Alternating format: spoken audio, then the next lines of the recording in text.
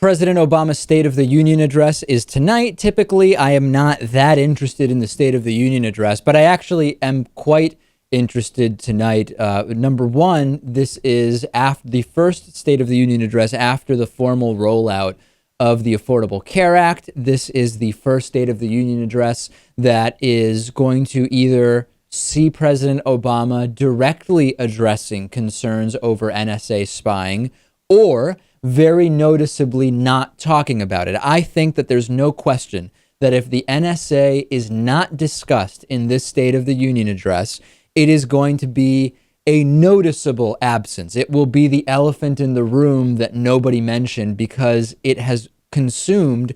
It's an issue that, for different reasons, has been of interest to so many people on both sides of the aisle. Yeah, I know he doesn't want to talk about it. What president would? I don't think there's anything he could possibly say about it that people will find favorable. It's not like he's going to calm people down. So I'm curious to see what happens there. Also, I would definitely want to hear from President Obama as we enter the latter phase of his presidency. What specifically is he going to do about inequality in this country, which is bigger than ever and presenting additional problems? Seemingly every week we have some new kind of issue related to growing inequality in this country. What about poverty? What about education?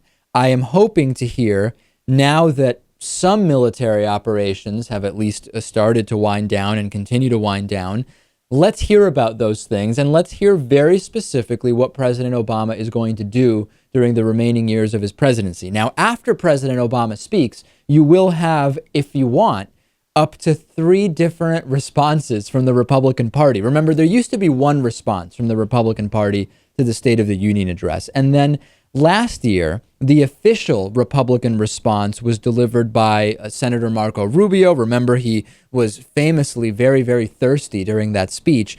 And then there was another response from Republican Senator Rand Paul. He was kind of doing the Tea Party response.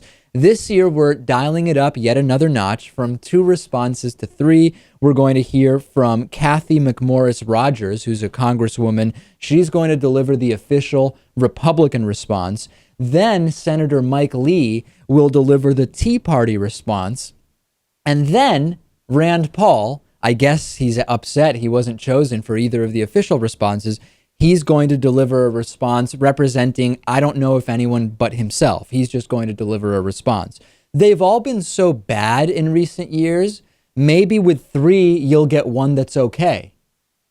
I doubt it. And I doubt the State of the Union will be okay. I think it will be as vague and boring and bland and uncontroversial as every single other State of the Union. I think the responses, like we've seen in the past, are pre-written and will probably be pretty scathing and perhaps misleading. And I think it'll just be more of the same. Yeah, I think they'll be mostly pointless. They will not garner a large audience. Marco Rubio drinking water was the biggest thing that has happened in a Republican response since President Obama has taken office. I think it's actually a mistake to have all of the responses be a response to President Obama.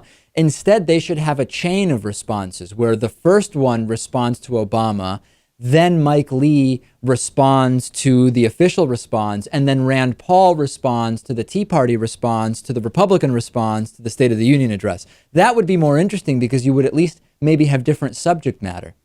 Yeah, then we can start listing YouTube comments after that.